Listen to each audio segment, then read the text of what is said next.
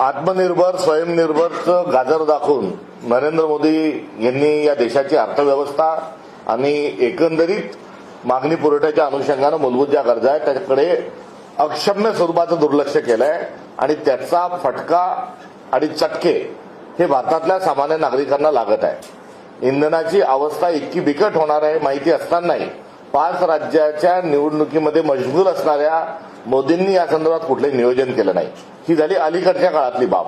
मात्र क्रूड ऑइलचा भाव हा तळाशी असताना पेट्रोलचे भाव हे गगनाच्या पर्यंत वाढवण्याचं काम मोदीजींनी त्यांच्या कार्यकाळात 2014 पासून सातत्याने केलं आणि या काळात प्रचंड मोठा नफा जो आहे हा आपल्या ऑइल कंपन्यांना झाला आणि त्यांच्या ज्या 2 मित्रांच्या ज्या कंपन्या आहेत नायरा अजून रिलायन्सच्या जे पेट्रोल पंपची ज्यांची जे लिंक आहे त्यांच्या ज्या रिफायनरी आहेत त्यांना तर कमालीचा फायदा हा मोदींनी करून दिला।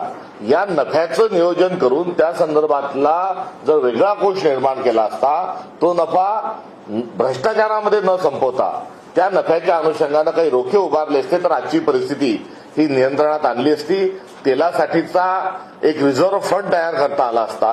मात्र त्या रिझर्व्ह फंडच्या अनुषंगानं कुठेतरी डॉलरमध्ये आपल्याजवळ पैसा साठवता आला असता। मात्र हे काही केलं नाही आणि या नफ्यातून काय केलं तर ना खाऊंगा ना खाणे दूंगा सांगणाऱ्या मोदींनी प्रचंड मोठा भ्रष्टाचार केला आणि आज 2-2, 3-3 रुपये हे 2 दिवसाआड जे वाढवत आहेत हे मोदींचं असणार हे पाप आहे।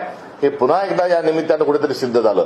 सीएनजी आणि एलपीजी या दोन्हीच्या संदर्भात असणारा जो तुटवडा आहे या तुटवड्याचा फटका हा मोठ्या मोठ्या उद्योगांना, खत निर्मिती कारखान्याच्या प्रकल्पांना, रेस्टॉरंटच्या चेनला तर थेट स्वयंपाक करणाऱ्या गृहीपर्यंत याचे चटके सगळे पोहोचलेले आहे आणि एकीकडे कुठेतरी पुरवठा सुरळीत नाही, टंचाई निर्माण केलेली आहे आणि दुसरीकडे महागाईचे चटके जे आहेत हे भारतीय नागरिकांना देत असताना या देशाची अर्थव्यवस्था ही गडगडण्याचं आणि कोलमडण्याचं पाप हे नरेंद्र मोदी हे करत आहेत।